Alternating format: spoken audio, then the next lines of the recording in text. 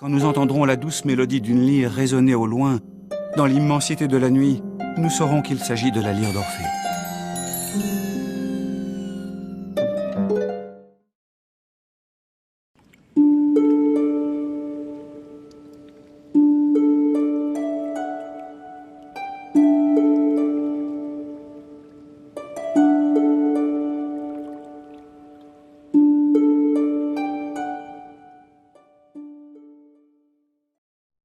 Et de fendre la terre.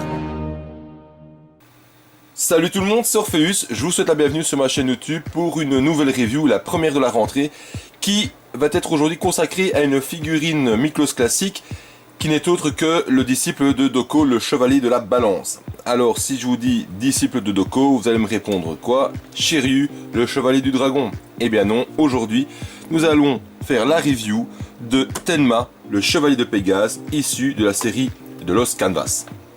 Alors pourquoi faire une review sur cette figurine, me direz-vous? Eh bien tout simplement parce que Tenma de Pégase est un personnage central et un personnage clé de la série de Lost Canvas et autour duquel s'articulent énormément de personnages. J'ai acheté cette figurine tout simplement pour faire le lien entre la série de Lost Canvas, qui est pour moi l'une des meilleures séries avec la série originale. C'est très bien scénarisé, on en reparlera tantôt. Mais en plus de ça, ayant comme maître Doko le chevalier de la balance, je trouvais ça très intéressant de l'intégrer à ma collection. Voilà. Donc maintenant que la présentation de la Miklos est faite, je vous invite à passer à la suite de cette review. Et donc on va pouvoir passer maintenant au packaging de cette figurine.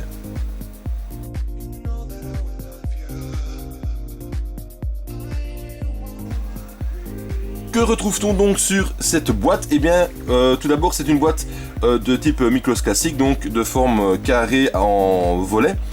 On retrouve en avant-plan sur la face avant donc Tenma monté avec l'armure de Pégase, armure très ressemblante quand même à celle que porte Seiya dans la série télé de la série originelle. Ensuite en arrière-plan on va retrouver donc le cosmos avec aussi une illustration de Tenma donc monté en armure issue de l'animé. On va retrouver l'estampillage Senseiya de Lost Canvas ici en haut à gauche, Bandai estampillé en bas à droite et les inscriptions traditionnelles de Senseiya de Lost Canvas écrit en japonais. C'est une figurine qui est sortie et éditée par Bandai en 2009, voilà. Et n'ayant pas de stickers dessus, je pense que on a affaire ici donc à une série HK et non japonaise. Ensuite, on va retrouver sur les flancs la représentation de la Pandora Box de Pégase, donc sur les deux flancs, voilà. Et ensuite sur la face arrière, on va retrouver diverses illustrations remettant en scène donc la figurine, avec différents styles, avec ou sans le casque, avec le visage de base, avec le visage pour faire le Pegasus Ryuseiken, et ici on a aussi donc une représentation du totem monté sur son socle, parce qu'il possède un socle, et honnêtement ce totem il est simple à monter et il est magnifique, il est vraiment très très bien. Voilà. Sur les parties supérieures, on retrouve Pandora Box traditionnel et en dessous le blabla traditionnel. Et on a ici donc un petit stickers Bandai Singapour. Voilà. Maintenant, je suis pas persuadé que ça soit une version japonaise, étant donné que je n'ai pas de petits stickers de la Toei. Si quelqu'un maintenant peut me donner une info là-dessus, c'est pas de refus, étant donné que ça permettrait peut-être de découvrir ce qui permet de savoir si c'est une version en Jap ou une version HK au niveau des Lost Canvas. Donc l'appel est lancé, si vous avez une petite info là-dessus, je suis preneur. Voilà, on peut passer maintenant au contenu des blisters.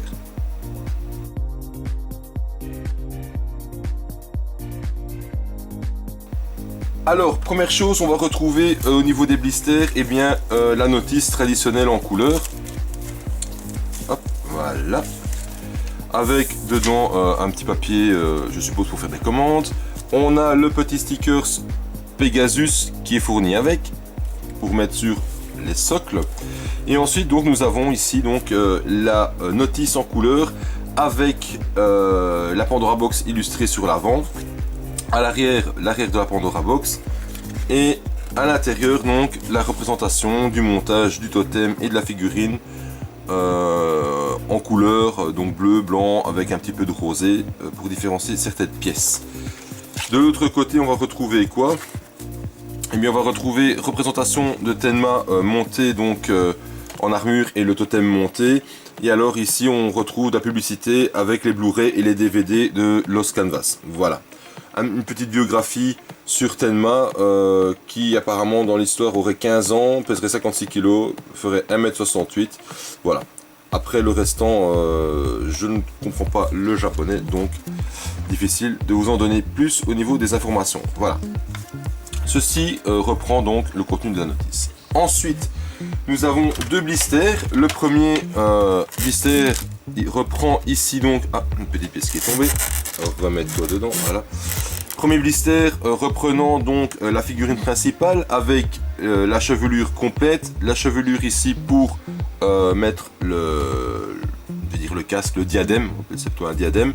Deux visages, un visage souriant, un visage on va dire plus d'attaque. Toutes les différentes pièces d'armure, trois paires de mains, poings fermés, mains ouvertes et mains en pronation. Et ensuite on a le petit bracelet de fleurs fait par Sacha, donc qui est la déesse Athéna, pour pas spoiler ceux qui n'auraient pas lu, qu'elle a donné à Pégase dans sa jeunesse. Donc, donc le bracelet sera monté sur la figurine parce que c'est un élément essentiel au niveau du personnage. Tenma sans le bracelet, c'est pas Tenma. Voilà. Ensuite, deuxième partie du blister, on retrouve quoi? Eh bien, on retrouve le totem en tant que tel, avec les dernières pièces d'armure, c'est-à-dire le poitrail, parce que je ne sais pas vraiment un plastron, c'est plus un poitrail, donc comme Pégase dans l'animé originel. Et alors ici, la ceinture complète avec les plaques latérales et arrière, donc plus la boucle de ceinturon. Voilà.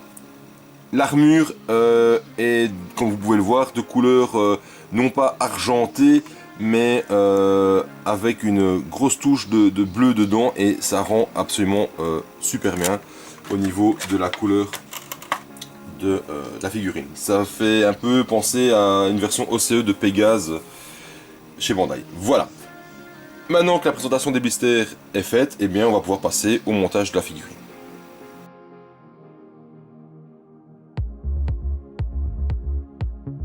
Passons au montage de cette figurine. Alors, première chose, on va vérifier donc la flexibilité, la malléabilité du corps. Ici, on peut voir que c'est très souple. Hein, ça brinque-balle de partout. Au niveau des hanches, c'est super souple. Vous voyez ça, c'est même trop souple. Alors j'espère que ça ne posera pas trop de problèmes pour la mise en pose. Maintenant, l'armure n'est pas très conséquente et donc le poids ne devrait pas être trop important non plus. On a affaire à un corps G3, donc avec les articulations d'épaule bien connues de tous maintenant, qui permettent donc entre autres de faire de bien meilleures poses. Ensuite, au niveau des articulations des poignets, eh bien, elles sont présentes aussi, évidemment. Donc ça donne un plus gros avantages pour les mises en pose avec au niveau des mains. Ensuite les genoux, bon bah ça va, c'est pas trop souple. Au niveau des chevilles, ça va, c'est correct. Celle-ci est beaucoup plus rigide que celle-ci. Vous voyez, celle-ci est facile, celle-là elle est beaucoup plus rigide. Maintenant, trop souple c'est pas bon, trop rigide c'est parfois embêtant, mais quand c'est trop souple, les figurines se cassent la figure et donc c'est pas génial du tout. Alors, je vais tout de suite lui enlever sa chevelure et son visage pour pouvoir le mettre avec le visage d'attaque beaucoup plus expressif en tout cas de la figurine, et lui mettre aussi la chevelure pour le diadème, comme ça ce sera réglé aussi. Alors, donc je disais, personnage issu de la série Lost Canvas qui n'a pas été du tout achevé par Bandai au niveau Miklos, et qui pourtant est une série qui pour moi est très importante pour l'histoire de la série et des personnages, et entre autres pour comprendre d'où viennent certains personnages comme Shion ou Doko, ou comment Doko s'est retrouvé en maître des 5 pics au bord de la chute d'eau. Ensuite, et ça ce n'est que mon avis personnel, c'est une série qui pour moi a absolument le même niveau que la série originale, et je dirais même, et ça n'engage que moi, que au niveau de l'histoire, les personnages sont encore bien plus charismatiques. Maintenant, il est vrai qu'au niveau des personnages, les Chevaliers d'Or, voilà, on ne s'est pas très foulé pour les faire, étant donné qu'ils ressemblent quand même beaucoup aux personnages des Chevaliers d'Or originels. Même pour les spectres, il y en a qui ressemblent fortement. Je prendrais par exemple Griffon ou Radamanth, ou même Pandora ressemble très très fort aux personnages de la saga Hades de la série originelle. Mais malgré tout, je trouve que voilà, ça c'est une série qui est très bien pensée, et au niveau des personnages qui est vraiment excellente, extraordinaire. Voilà, maintenant comme je l'ai dit, cela n'engage que moi, et donc voilà. D'autres n'aiment pas cette série, ou la trouvent peut-être moins bonne. Moi je la trouve juste extraordinaire, et de la même valeur, du même acabit que la série originale, et avec des personnages tout aussi charismatiques. Alors ici, sur la jambière, ce qui est bien aussi, c'est que la partie de l'aile qui est dessus est fixe, donc on ne doit pas la monter. Ça c'est génial, ça évite que ça tombe. Donc ça par contre très bien pensé pour la figurine. C'est une figurine qui se monte très facilement, hein, vous voyez. On ne doit pas vraiment se casser la tête pour monter les pièces de la figurine. Donc c'est juste nickel. Alors donc je disais, série Lost Canvas qui s'étend sur 25 tomes en manga, et qui possède un spin-off qui s'appelle les Lost Canvas Chronicles, et qui, elle, par contre, reprend toute la partie détaillée des Chevaliers d'Or. Ouais. Donc en fait, ça vous permet de découvrir, entre autres, d'autres chevaliers, pas d'autres, oui, notamment ceux de la série Lost Canvas, mais qui vous permet donc de découvrir les origines de ces chevaliers. Comment ils sont devenus chevaliers, pourquoi, par exemple, Manigoldo du Cancer est un personnage qui est fortement apprécié des fans du manga. Alors ici, par contre, on a déjà un petit souci au niveau de la genouillère, ça tient pas super bien. Bon, ça c'est un petit peu dommage. Bon, on verra. Voilà, elle tient pas super bien, c'est un petit peu dommage. Voilà. Donc pourquoi Manigoldo est entre autres un des personnages qui est fortement apprécié de la communauté Senseiya. Ensuite on va pouvoir découvrir Asmita de la Vierge, Régulus du Lion, Aldébaran, qui est en fait au niveau du Chevalier Taureau, ils s'appellent tous Aldébaran parce que c'est une étoile de la constellation. On va découvrir les Chevaliers des Gémeaux, parce qu'ils sont toujours deux, faut pas changer, etc. Avec comme je disais, donc des personnages très charismatiques, et qui vraiment donnent envie de les connaître une fois qu'on commence à lire la série des Lost Canvas. Donc je vous invite, comme je le disais fortement, à découvrir ce manga si vous ne le connaissez pas, car comme je le disais,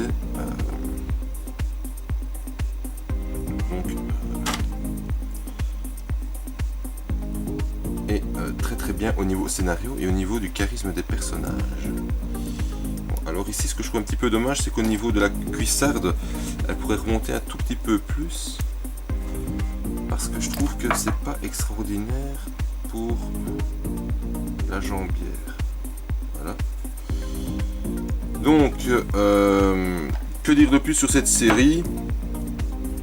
Bien que donc la première série se compose de 25 tomes, que la série Chronicles en possède 16, et que le 16e est sorti ce 24 août dans toutes les librairies spécialisées, ou en tout cas qui permettent l'achat de manga.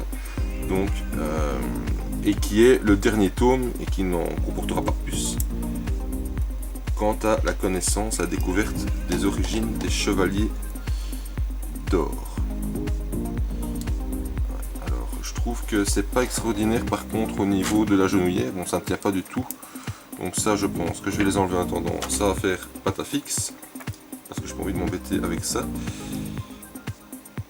Voilà, on mettra ça plus tard. Donc, voilà, personnage, donc comme je le disais, charismatique, emblématique,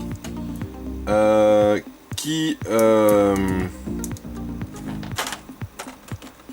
a énormément de charisme donc dans la série, qui est un petit peu je fonce dans tout, mais voilà, personnage attachant, avec d'autres personnages également, hein, d'autres chevaliers de bronze, on va dire mineurs, ou chevaliers d'argent, on va dire mineurs, mais qui ont vraiment une importance dans la série. Et ensuite, un personnage Hadès, donc incarné par Alone, qui est l'ami d'enfance donc de Pégase et de Sacha. Et donc on a vraiment affaire à une, je veux dire comment, une trinité, non, trinité serait pas le bon mot, à une triangulation, voilà, une triangulation au niveau des personnages, car en fait tout se lie et tout se tient. Voilà. Et vous allez découvrir aussi qui est le père de Pégase. Et oui, parce que tellement il a un père et il a une mère, et on les découvre dedans aussi. Et ils ont aussi un rôle important dans cette série. Voilà. Bon. Donc ici au niveau du montage, pardon, comme vous pouvez le constater, c'est très très facile. Hein. Je n'ai pas de remarques particulières pour l'instant, si ce n'est que les genouillères c'est pas extraordinaire. Bon, je lui ai mis cette main là, voyons voir un petit peu en vitesse si ça pouvait faire ça. Non, je mettrai peut-être plutôt l'autre, ce sera peut-être plus beau. Alors, comme je suis en train de regarder quelle main choisir pour la pose, je vous invite également à aller voir les poses, l'art de la pose faite par The CNS sur sa chaîne YouTube, donc un youtubeur collectionneur également qui a vraiment un très grand don pour mettre en pose ses figurines, et franchement je vous invite fortement à aller voir ce qu'il fait. Il fait des très belles reviews de présentation, et donc il fait des très belles reviews sur ses présentations, et en plus de ça il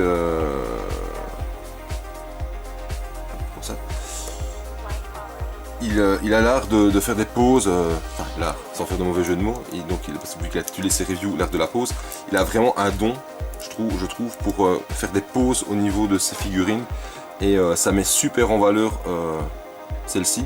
Donc The CNS sur sa chaîne YouTube, allez voir, franchement ça vaut le détour, c'est super beau.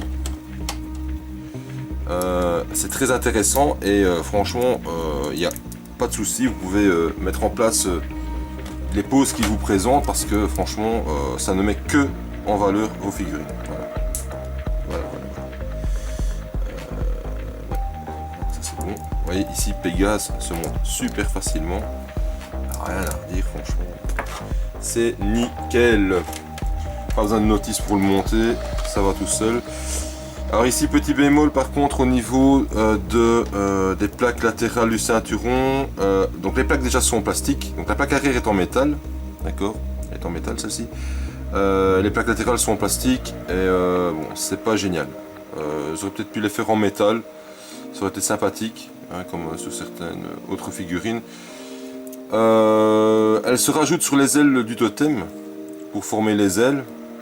Alors je voyais pas trop l'intérêt, je pense qu'ils auraient pu faire les ailes en une seule pièce. Après voilà, c'est un choix de Bandai de sortir des figurines avec ce style là, mais ce système là en tout cas, je trouve pas ça extraordinaire. D'avoir fait des rajouts de plaques latérales sur le totem, sur les ailes du totem, enfin en tout cas voilà.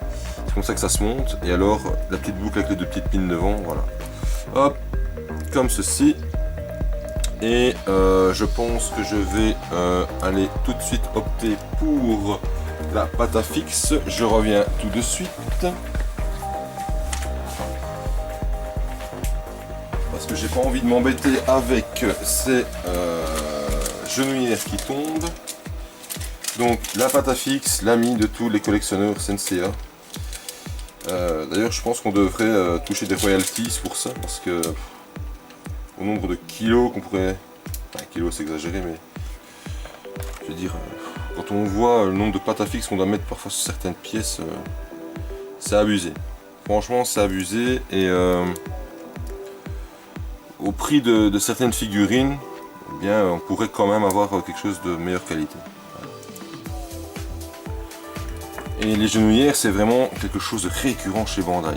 Bandai ou même les autres. Comme on dit, c'est vraiment une plaie. C'est une plaie de toujours devoir mettre la Patafix. Maintenant, voilà. Est-ce qu'il y a un autre système existant qui pourrait permettre de faire tenir ça mieux? Voilà, je ne sais pas trop. Voilà. Eh bien, Monsieur Tenma est monté. Oh, on lui a oublié son diadème. Monsieur Tenma, hop, on va monter son diadème en vitesse. Ah, j'ai perdu la tête de Pégase. Voilà.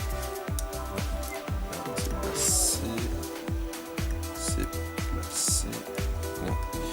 Et je vais aller rechercher la tête de Pégase. Voilà. Pégase. Viens te mettre comme il faut sur sa tête. Ça tient pas des masses en fait le Pégase. Ok, Patafix, à mon secours. Voilà, le diadème de Pégase, c'est pas extraordinaire non plus. Donc l'insigne de Pégase, ça aussi. Pourquoi s'embêter à faire un diadème avec un diadème avec justement une partie qui s'enlève, sachant que cette partie ne s'enlève absolument pas pour être montée sur un totem.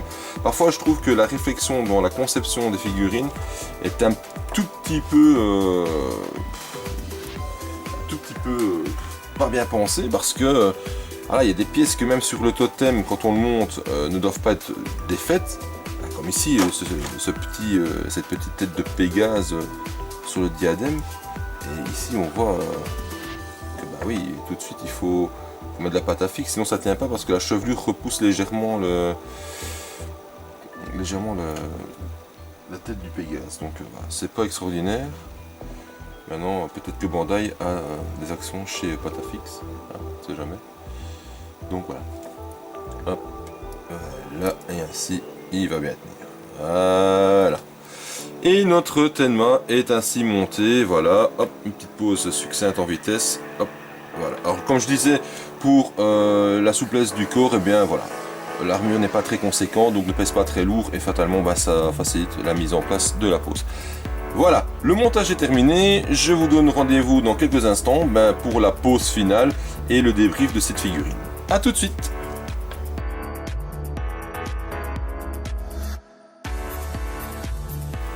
Voilà, on se retrouve donc pour la pause finale et le débrief de cette figurine.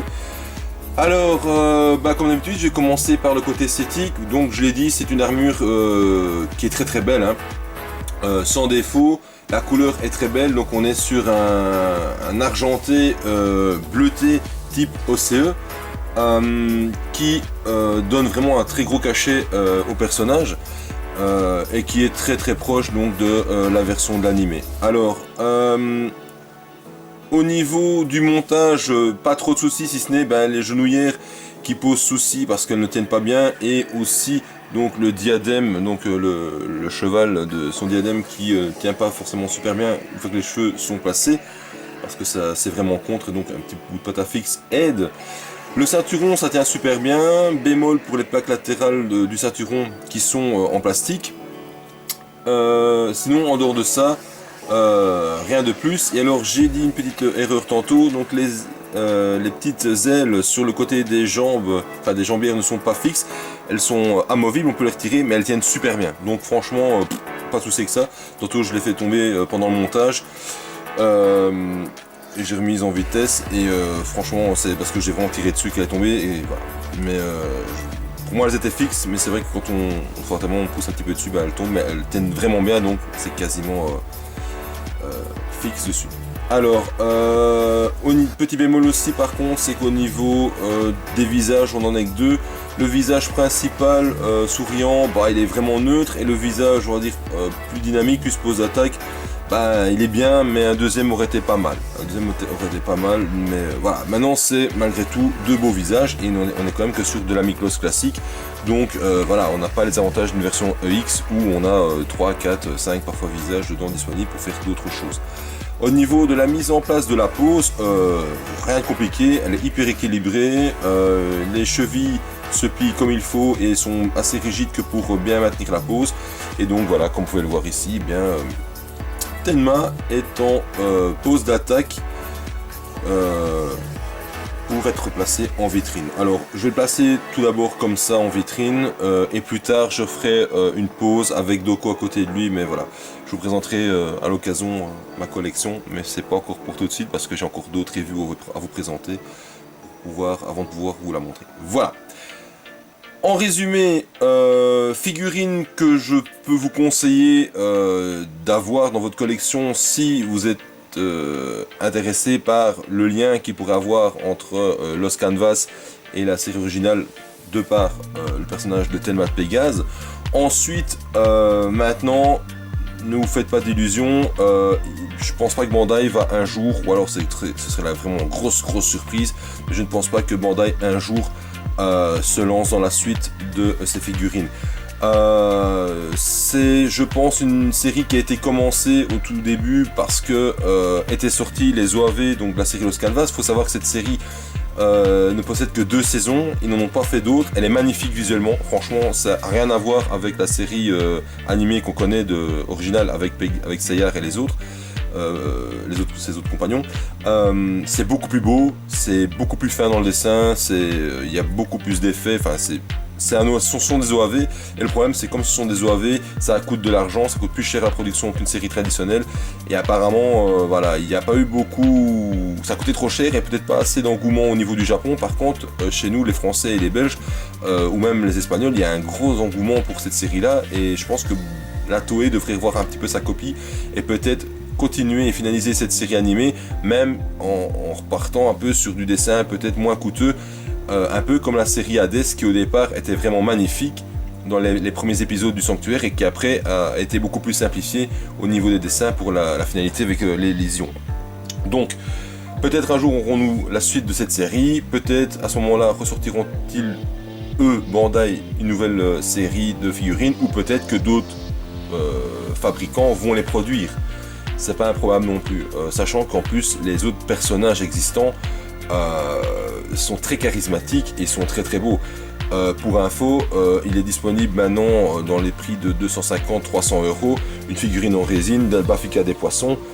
Allez voir sur internet à quoi elle ressemble, sur les sites des revendeurs, vous allez voir que ce personnage, il est juste magnifique, il est plus beau, plus charismatique qu'Aphrodite des Poissons. Mais voilà, c'est une figurine en résine, à monter, ce n'est pas une figurine articulée, qui permet d'être mise dans différentes poses, comme ici, une figurine type classique ou EX. Donc espérons peut-être qu'un jour cette série soit relancée et que la série des figurines soit également relancée. Actuellement il n'existe que Tenma de Pégase et Kagao du Bennu, si je ne me trompe pas. Donc Kagao c'est un spectre qui est très important aussi dans la série de Lost Canvas, et Chion du Bélier en armure d'or fatalement, qui est édité par Bandai, mais lui je pense qu'il n'est pas du tout estampillé de mémoire Lost Canvas, il est estampillé Sensei. Donc c'est les 3 seuls personnages qu'on pourrait retrouver dedans, en dehors de Doko, mais qui lui fatalement ne change pas, parce que même Sacha, qui est la déesse Athéna, ressemble très fort à Saori, mais il y a quand même quelque chose derrière. Voilà. Après maintenant, pour ceux qui aiment toutes les petites figurines en résine, il existe également une figurine qui est extraordinaire, un set de figurines qui est vraiment extraordinaire aussi, et que je vous invite à aller voir sur internet. C'est une figurine avec la partie d'échec de Hypnos et Thanatos au moment où Manigoldo du Cancer intervient sur leur table d'échiquier. Donc voilà, c'est beau à voir aussi, c'est très fin au niveau des figurines, des résines, donc c'est vraiment pas mal. Donc voilà, j'espère que cette review vous aura plu. Donc c'est la première de la rentrée, les prochaines vont suivre. Et dans les prochaines, je vous annonce tout de suite, ce sera 2 figurines issues de la saga Hades. Pas de Los Canvas fatalement, mais qui seront issues de la série originelle Hades. Donc je ne vous en dis pas plus, ce sera pour très bientôt. Voilà, je vous souhaite à tous une excellente rentrée dans quelques domaines que ça soit. Et je vous dis bien très bientôt. Salut à tous, ciao ciao.